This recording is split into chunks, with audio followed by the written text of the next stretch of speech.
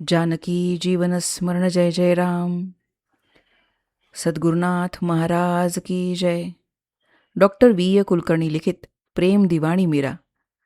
संत मीराबाई यांच्या जीवनावरील चरित्र. वाचन क्रमांक 24.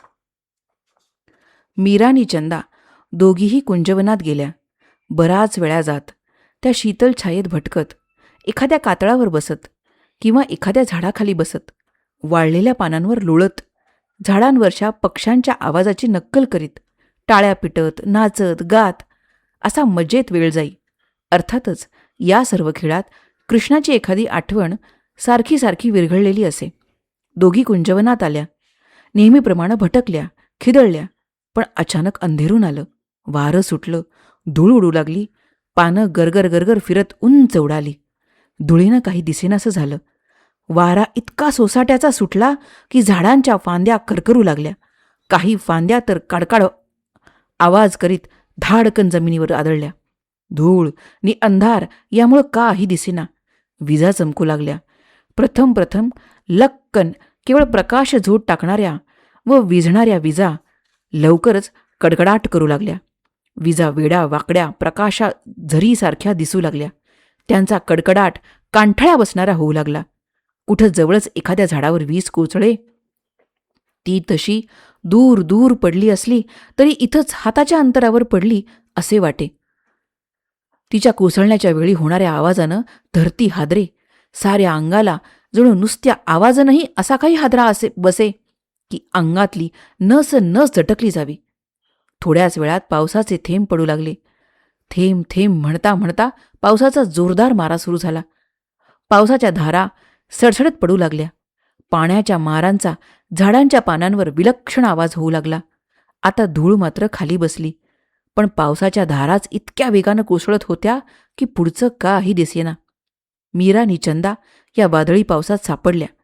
मीरेनं आर्ततेनं पुकारा केला. कडकडे बिजली, छाती धडधडली.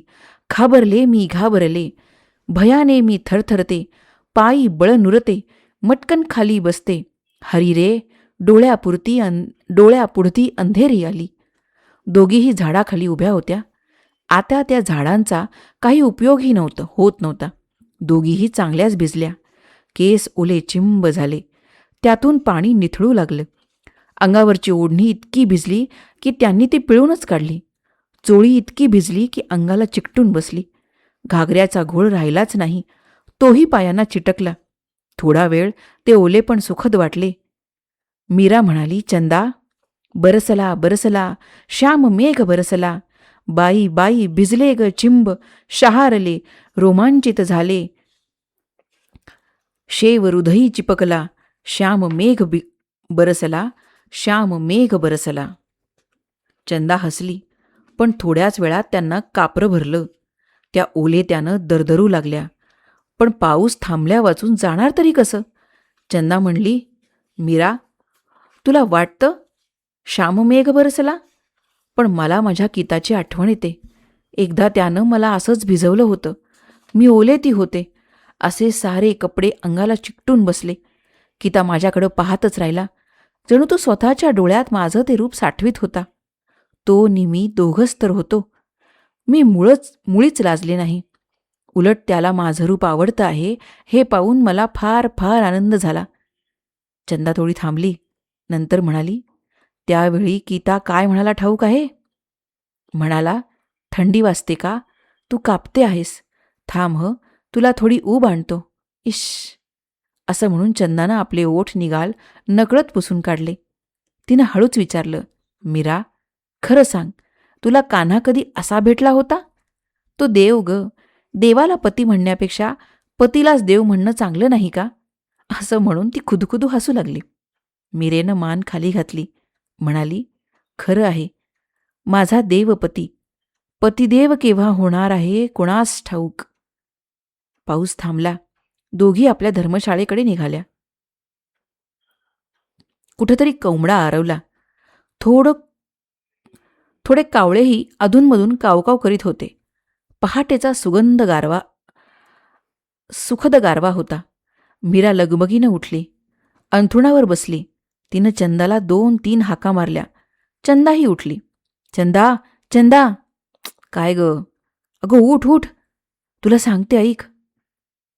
नंदलाल आला होता. स्वप्नात नाही, खरा खरा. हा आत्ता. इथं इथं माझ्याच जवळ बसला होता. मी त्याच्याशी बोलले. हं, नंतर तू जागी झालीस. जागी होऊन पाहिलं तर इथं काना नाही. तुझी स्वप्न मी खूप वेळा ऐकली आहेत. अगं हे स्वप्न नव्हतं. मला तुझ्या 2च स्वप्नांचा उलगडा होत नाही. एरवी सारी स्वप्नच.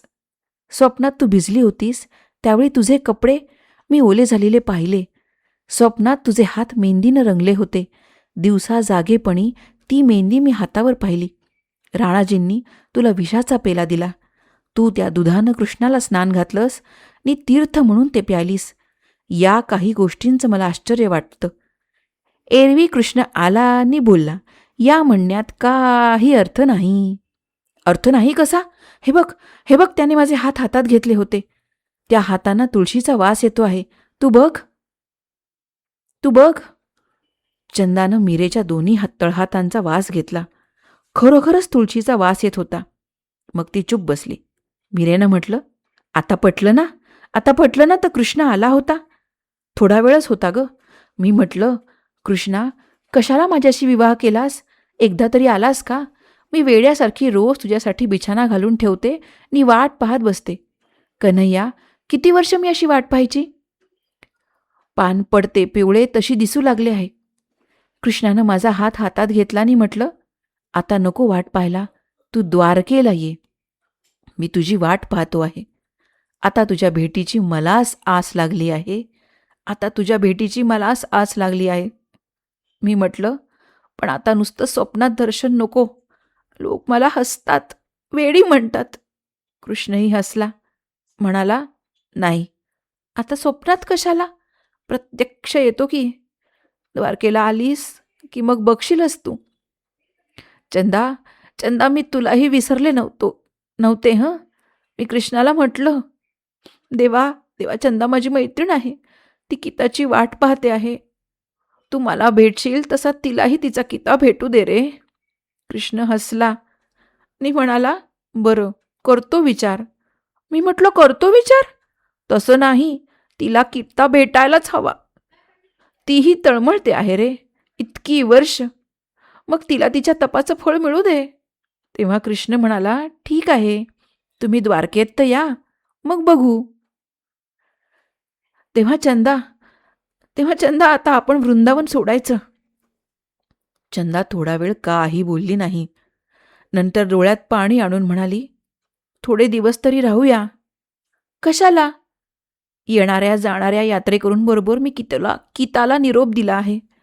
जर एखादा निरोप पोचला तर ते वृंदावनात येतील आणि आपण इथं नाही पाहून पुन्हा निराश होतील. अगं, ते द्वारकेत भेटणार आहेत. असू दे, पण आपण इथंच थोडे दिवस राहूया. मीरा हसली आणि म्हणाली, बरं बाई, आणखी 15 दिवस. सारं वातावरणच भक्तिमय झालेलं होतं. रामभक्ती किंवा कृष्णभक्ती इतकाच काय तो फरक. कृष्णभक्तीचा प्रवाह समाजाला सचैल न्हाणत होता. प्रेमभक्तीच्या या वातावरणात गावात अखंड टाळ मृदंग नि नामघोष ऐकू येई. कुठल्या ना कुठल्या संप्रदायाची मंडळी रस्त्यानं गात नाचत जायची. कुठल्या तरी संप्रदायाच्या आचार्यांची प्रवचनं मंदिरांतून चालायची. कृष्णभक्तीसाठी कृष्णलीला हा कार्यक्रम चालत असायचा. भक्तीवरचं अतिशय रसाळ प्रवचन चैतन्य संप्रदायाची होत. आचार्य व्यासपीठावर बसले की हजारो श्रोते भक्तिभावनेनं चिंब होत. आचार्य गोविंद स्वामी हे स्वतः भक्तीत रंगलेले होते. त्यामुळे तीच कृष्णकथा सांगत असले तरी ऐकत राहावी असे वाटे. कृष्णाच्या खोड्यांचं मिश्किल वर्णन करताना हास्यरस निर्माण करीत. कृष्ण गोपींच्या विरह मिलनाच्या वर्णनातून शृंगाररस निर्माण करीत. तर कृष्णाचं मथुरागमन सांगताना करुणरसानं श्रोते नाहून निघत. उत्कृष्ट आणि उत्कृष्ट रसनिर्मिती हा स्वामींचा विशेष होता. विशेष असं की स्वामी उत्कृष्ट साधक होते. कृष्णकथा सांगणं हा त्यांचा व्यवसाय नव्हता, ती त्यांची साधना होती. भगवंताचं दर्शन व्हावं यासाठी त्यांच्या अंतःकरणात तळमळ होती. त्यांना कळलं की इथं कोणी मीरा आहे. ती कृष्ण भक्तीत तल्लीन होते. ते ऐकताच ते तिच्या दर्शनाला गेले. तिच्याशी थोडं बोलले, चंदाशीही बोलले. एक दिवस त्यांनी प्रवचनातच सांगितलं, मी नारदांच्या भक्तिसूत्रांवर बोलत आहे. भक्तीवर विद्वत्तापूर्ण प्रवचन करून नि ग्रंथातली अवतरणं ओतून भक्ती निर्माण होईल का? भक्ती हा भगवत प्रेमाचा आनंदपूर्ण अनुभव आहे.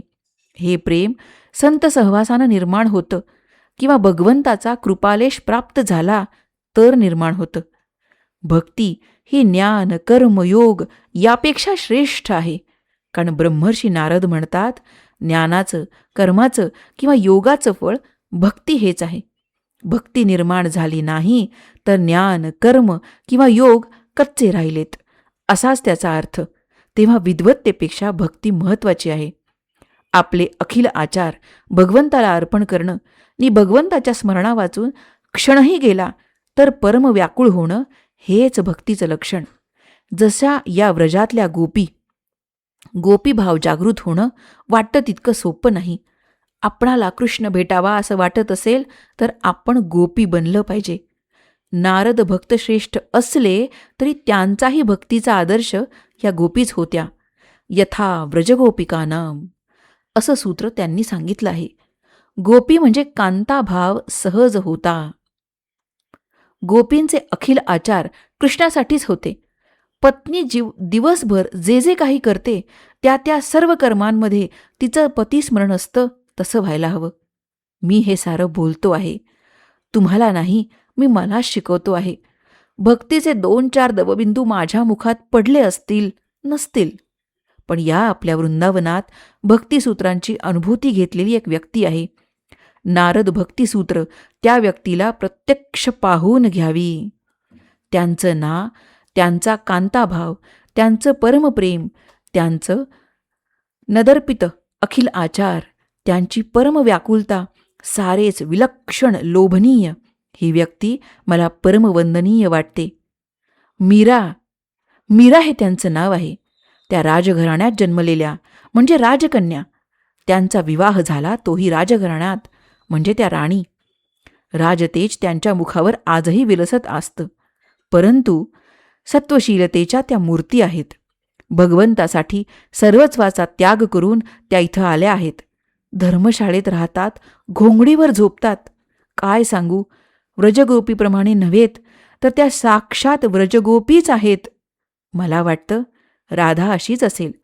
व्रजगोपींचं प्रेम की काय चीज आहे हे पाहायचं असेल तर मीरेला पाहावं.